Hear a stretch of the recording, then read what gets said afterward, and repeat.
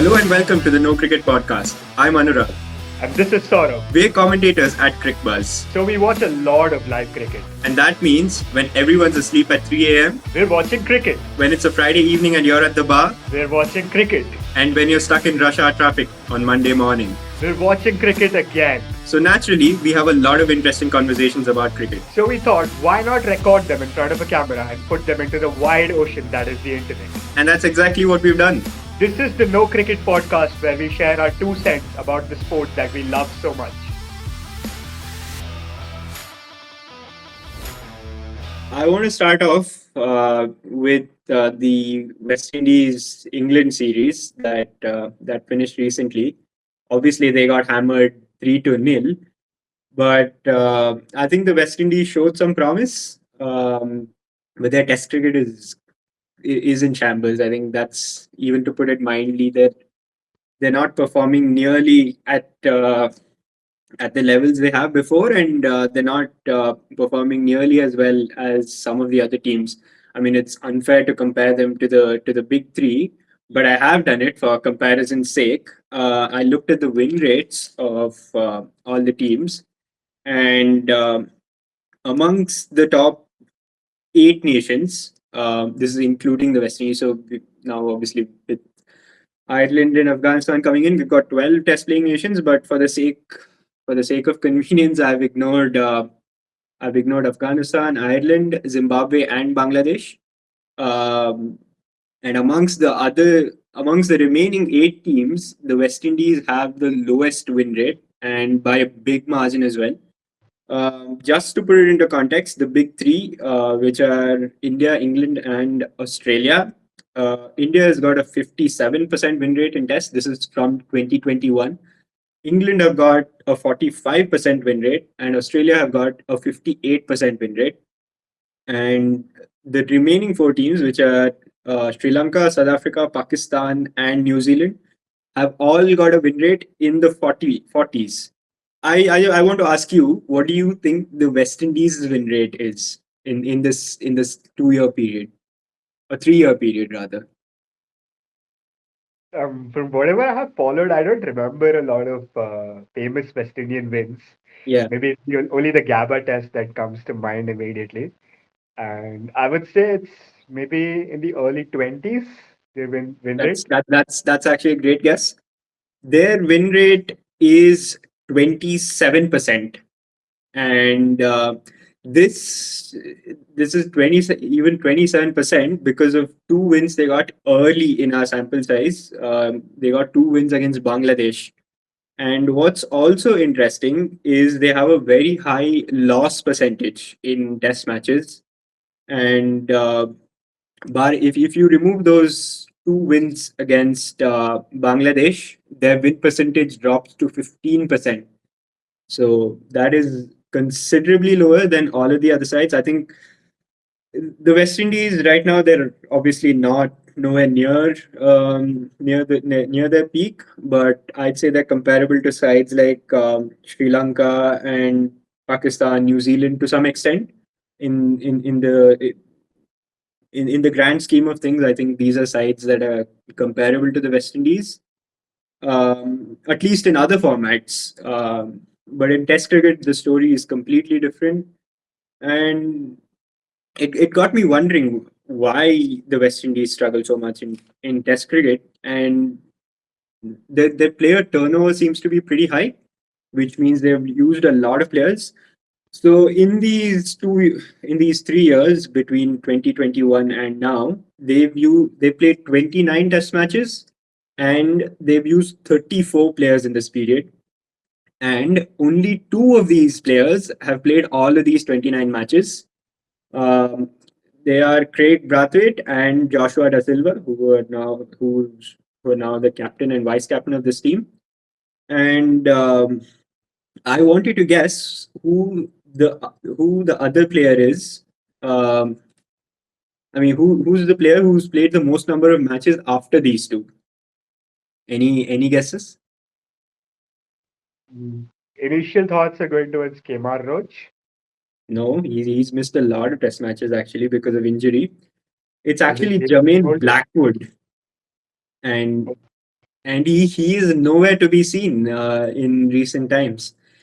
Um, and I and it got me wondering what's with the West Indies' middle order, because if you look at that England series, obviously it's the middle order that gave them the most trouble. There just wasn't enough substance in that middle order. They kept collapsing. In fact, I was pleasantly surprised by how well the openers did. The new lad Mikhail Louis, he did pretty well. So did Craig Brathwaite. I think in a couple of games he got a 50 odd. So, but that middle order lacked spine. They obviously there was that really nice 100 from Callum Hodge at Trent Bridge in the second test. But apart from that, that was the only highlight in a series of complete lowlights. So that got me wondering, why have they got so their middle order right now consists of Alec Athanaze, Cavum Hodge, and Kirk McKenzie, who was answer who was dropped after that one poor series in England, I which is think he pretty averaged unfortunate. 9 in that series against England. Yeah, it wasn't good. It wasn't good. Yeah. But I mean, I think he deserved one more series. Maybe at home he should have played the South Africa series, probably just to see what he's got in home conditions. But anyway, that's besides the point. So I looked at some of the players who played for the West Indies in the middle order before these guys came in, before they made the decision to chop some of the more established players off. And Jermaine Blackwood was one of those players. Like I said, he played 23 of the 29 matches, and he was dropped just before the tour to Australia late last year. Obviously, the series with the famous Gabba win, and s- and I was wondering why he was dropped, because I remember him doing fairly well. I think he did fairly well when India toured the West Indies last year. Um, but yeah, the numbers numbers reveal everything. He had only 5 scores of 50 plus, including one century in those 23 matches, and averaged roughly 30. And I mean, I guess as an international cricketer, that just isn't good enough, is it? Yeah, absolutely. And I think across the board, you'll find a lot of these kind of players at in West Indies where you have players coming into the system. They look promising for a couple of games where they're new, people haven't found them out, and they're also excited to get onto the international stage. But there isn't just enough tutelage in the academies, in the setup in West Indies to just create a pathway for someone like Alec Athanaze to go from good to great. And that is where that's something that Ian Bishop has spoken quite vocally about, where there are players in the system, there are players coming through. You are going to find a Shamar Joseph every second year. You are going to find somebody of the quality of Alec Athanaze. But is there enough to keep Alec Athanaze interested in Test cricket? Number one, is there enough of a challenge in West Indian cricket to make sure that Alec Athanaze is playing at the top level? That is where West Indies are severely lacking at this point in time. And when they're coming to play Test matches against more difficult opposition, they are going to get found out because they are playing severely weaker teams in their own domestic tournaments back home. And just another thing is the appeal to play Test cricket is very limited, maybe in a country like West Indies. Look at a guy like Shai Hope.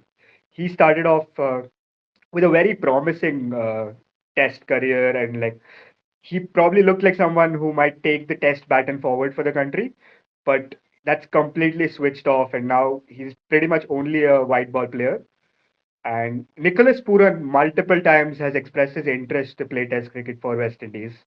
But just think about all the times that West Indies are playing Test cricket. Where is he? He's playing a franchise league somewhere or the other in the world. So there isn't necessarily a window ever available for Nicholas Puran to hone a Test game, even if he genuinely wants to develop that aspect of his cricket. So I think there is a severe mismatch between getting players into the system and getting players invested in the system. Yeah, definitely. I think that brings me to an interesting statement that Andre Russell made. He said that money is definitely an issue, but there's more to it than just money. So I think that highlights some of the deeper issues that's present in West Indies cricket. Um, it's hard to think of what these other reasons are. But yeah, it goes definitely a lot deeper than just the money. And I think some of the players, like you said, Shai Hope, he's a very interesting case. He made a fantastic start to his career, didn't he? He made I think twin hundreds in England to get started. And yeah, I thought that he'll be one for the future for the West Indies, but yeah, he's completely disappeared. I think he doesn't play red ball cricket anymore. So he's completely focused on white ball cricket, maybe becoming another T20 cricket mercenary, flying a straight wherever they want him. But yeah, I also looked at a couple more players who I thought would be real match winners for the West Indies, and these are two quality all rounders who play white ball cricket for the West Indies and are nowhere to be seen in Test cricket. I looked at the careers of Kyle Mayers first. He played again. He is someone who played quite a number of Test matches, 18 in fact. In this period, he played 18 out of the 29 matches, and he was dropped before. I don't know. Again, I say this. I say dropped with caution. I don't know if he was dropped or opted out. I think that's an important distinction we I need to make. think it was opted out. I think it was opted out. But go ahead. Yeah. So opted out, out dropped, whatever the case is. He could have been dropped as well because his numbers again aren't great. He had another person who had an incredible start to his Test career. He made a match winning 210, I think it was, against Bangladesh. That I'm like the two wins I mentioned earlier.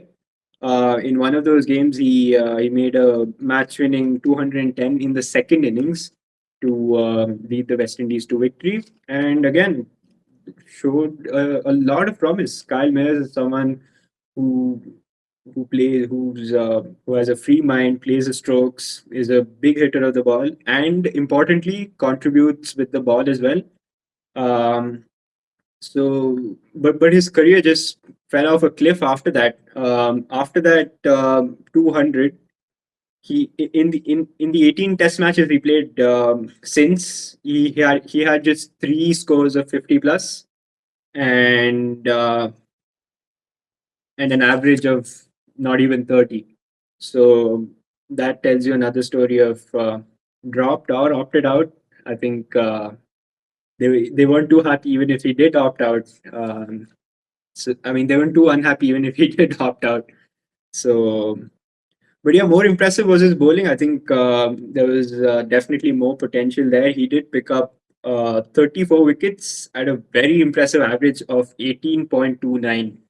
So yeah, I think again, like you said, I think there's just not uh, enough in the system to get these players to play Test cricket. I think if there's a system where these players could be worked on, or even encouraged to play Test cricket, I think they could have been really good quality players. And that also brings me on to Roston Chase, who surprisingly played only 10 Test matches in this period. He's again been another match winner for the West Indies in white ball cricket. He's done really well in the ODIs, I think, recently. Uh, he's another player averaging again less than 30. I think he's a great player, but again doesn't have the runs to back it up. And again, also another player who contributes with the ball, who could easily be a frontline spinner. But yeah, and he had just 13 wickets, I think 14 wickets at a very poor average in these 10 games. So I think these players are not playing enough first class cricket, and like you said, there just isn't that appetite for these players to come and play Test cricket as opposed to white ball cricket, where there's so much money, there's so much more attention, especially if you're a player coming from the Caribbean. Any thoughts on that? Well, 100% agree. And I think it's very easy to blame the players, to call the administration rogue, and to be like, it's just it's a corruption in the system that's causing these issues. I think the problems are a little more complex than that. And I just try to analyze this from a purely anthropological point of view and an economic point of view, which is look at the GDP of Trinidad and Tobago, which is like which is the highest ranking cricket playing nation in the Caribbean. That's about 3,000 crores. The GDP of Australia is 1.70 lakh crores. So there's so much of mismatch, and that's only GDP I'm talking about. When you look at just sports budgets that can be allocated, there's going to be an even wider mismatch. So, and look at when West Indies were most successful as a cricketing nation. It was 60s, 70s, 80s, at least the mid 80s, uh, to be honest. And that was a different era of cricket because cricket was not so technically advanced. There wasn't a lot of sports science going into the game, and there wasn't pitch curation and like uh, scientists coming into the game and analysts coming into the game. That really wasn't a part of it. It was just see ball, hit ball. It was just bowl as fast as you can. And that's when West Indies thrived as a cricket nation. And the moment more money came into the game, the moment more science came into the game, just economically, there is no way West Indies could have competed. And there is no possibility for them to keep up with the kind of advancements that England, Australia, India, and some of these other nations are making in terms of cricket. And and this exodus of players choosing to go towards T20 cricket and franchise cricket, frankly, it's nothing new because I just looked at what Kerry Packer was trying to do in 1977 and 79 with the World Series of Cricket. And these are some of the West Indian players that chose to play the World Series of Cricket back then. Viv Richards, Clive Lloyd, Joel Garner, Michael Holding, Andy Roberts, Rohan Kanai, Roy Fredericks. Out of these guys, only Rohan Kanai and Roy Fredericks went to play the World Series in their late 30s. So they were just trying to cash in before retirement. All the other guys went in their prime because they realized for once that there is money that somebody is willing to offer them. And there is nothing wrong for a cricketer to choose money. So the moment more money came into the game, it automatically took the players away. And once the famous cricketers of a particular region leave and they choose to play cricket elsewhere, they're going to take away the entire ecosystem with them. So which means you don't have the best coaches coming to West Indies, you don't have the best pitch curators, you don't have crowds coming in to watch the games anymore as seriously as they did before that. And that degradation was bound to take shape in this way, where you have a win percentage of 28 at the end of 3 years. So, and I think it's not it's not necessarily an administrative lapse. It's purely that when cricket decided to get more money focused and decided to go the sports science way, it's just West Indies were caught in a limbo where whatever they were doing before that, it was working perfectly for them. But it's just cricket took a different direction, and West Indies just had nobody to fill that void. Yeah, definitely. That's a great point you make, and I think I'm glad you spoke about the lack of crowds as well. Obviously, there's the lack of money, the lack of funding aspect to it. But again, here's another interesting stat: the West Indies aren't they just aren't playing they aren't playing enough interesting cricket, especially in Test cricket. So amongst all of these Test nations, the West Indies have the highest draw percentage in home games. um, where when you see the win percentages of all of these teams, a lot of wins obviously come at home. The West Indies, the low win rate of the West Indies can be attributed to obviously them not winning away from home, but them also not winning at home while drawing a lot of test matches at home. In these 29 matches they played in the last 2 years, they played 14 of them at home and they had only 4 wins. So they had 4 wins, 4 losses, and 6 draws. So they're just not playing cricket that people want to come in and watch. Obviously, now with Test cricket moving with baseball taking Test cricket to a completely new level, and making Test cricket entertaining for maybe the guy who only likes T20 cricket. um, yeah, the West Indies have fallen behind in that aspect as well. And I think the pitches in the West Indies have a lot to do with this. I was covering the first test between the West Indies and South Africa, and frankly, it wasn't an entertaining game to watch. It was obviously truncated by weather, but even as the game moved into the third and the fourth day, the pitch there wasn't anything in the pitch, not for the batters, not for the bowlers. The pitch wasn't good enough for batters to play their strokes freely, and there wasn't enough in it for the bowlers to pick up wickets. So it was sort of caught in this weird, weird limbo where nothing was happening in the game. Both sides were waiting for something to happen rather than making something happen. And I think Test cricket becomes very dull when you're just hoping that something happens rather than having concrete plans and actively working towards something. So yeah, I don't know. Again, it brings us back to the discussions about debate about sorry the discussions about funding, about the amount of money flowing through Cricket West Indies. But yeah, they've probably got to take a look at the kind of surfaces they're producing. And even in the T20 World Cup, obviously, I think there wasn't enough spotlight on the pitches in the West Indies simply because the pitches in the USA were so much more worse. So yeah, they if they want to bring crowds back into the stands, if they want to bring more money in that way, they definitely need to start playing more interesting cricket. And for that to start, I think they need to start producing better surfaces. And by better, I don't mean the flat tracks that we've seen in the IPL or we've seen in India. I think they need to produce wickets that produce results, and that obviously every country produces wickets that aids them, right? That's just the direction Test cricket has gone. You win at home and you try really hard to win away, but most of these other teams are winning at home consistently, and the West Indies are not doing that. They need to start doing that. That'll probably bring back some crowds. That'll also probably get some players interested, because unless you start winning, there's no interest. There's nobody really will get behind your team. So I think that's the first thing the West Indies need to start looking at: producing wickets at home that can win them Test matches. If not, at least produce results and not just draws.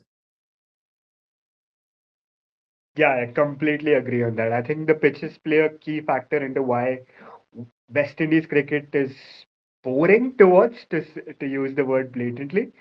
And but I think this was bound to happen because this is degradation across decades now. It's just nobody really cared about the pitches from the 90s onwards, and it's got into the 2000s. And it's bound, then it's gonna be like that. I remember covering an India West Indies game last year at Windsor Park, where Rakeem Cornwall was actually bowling to Virat Kohli, and he bowled a shortish delivery, and it was so slow. The pitch was so slow that Virat Kohli had enough time to get onto his back foot. He could have taken like a few work calls and then played his pull shot. Like that is how slowly it came onto the bat, and that's not going to incentivize a bowler. That's frankly not even fun for a batter because you're getting some free runs, but it's like, man, even we want to get ahead with the game. So I think the pitches are something that need to be looked at very seriously. I genuinely don't think that it's because of a lack of intent to look at the pitches. It's purely they probably don't have enough minds or enough talented people to run the system out there. Yeah, it's that's a very disappointing thing to think about, isn't it?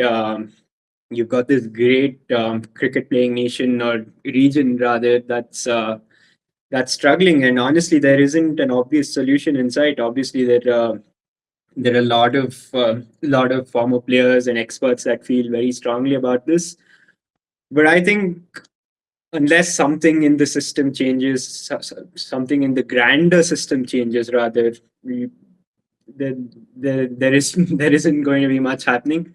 I think uh, this takes us into sort of a bigger debate about the ICC and the share of revenue that each team gets. Um, but yeah, I do wonder if the the the management or the lack of it in West Indies, in cricket West Indies, has been highlighted numerous times. So I wonder how much of a part that has to play, even with the kind of budgets, even with the kind of money that's coming in. I wonder where and how that's being used, and if some of that, can be redirected to sort of revive, if I may so use the word, revive West Indies Test cricket. But we also need to ask, are there enough people who want to do it? Are there enough people who want to see West Indies Test cricket in West Indies revive? Or are they just happy because the West Indies still produces quality players, not for this format. They still have players going around the world playing absolutely brilliantly, fetching incredibly high prices in almost all of the leagues.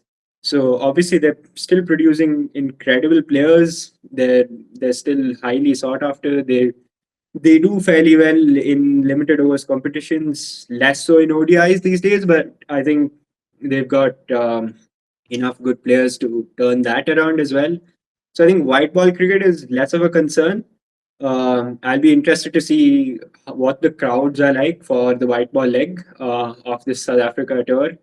I'm assuming it'll be a lot better than we saw at the test match. I think I could count the number of spectators in one hand for that test match. So yeah, I think it makes for a poor viewing experience as well, doesn't it? As a viewer, to see grounds that are empty, it just doesn't spark that interest. So it's this vicious cycle where one thing leads to another, and it's all going downhill very quickly. But yeah, I think the West Indies need some external help, um, and even if they do get that external help, are there enough players? Are there enough people in administrative positions willing to revive Test cricket in the West Indies? I mean, we can sit here and talk about it. All of the experts, Ian Bishop, can talk about it, but unless there's someone in the system who feels strongly enough, I think not some lot of people in the system. Yeah, it's not going to change.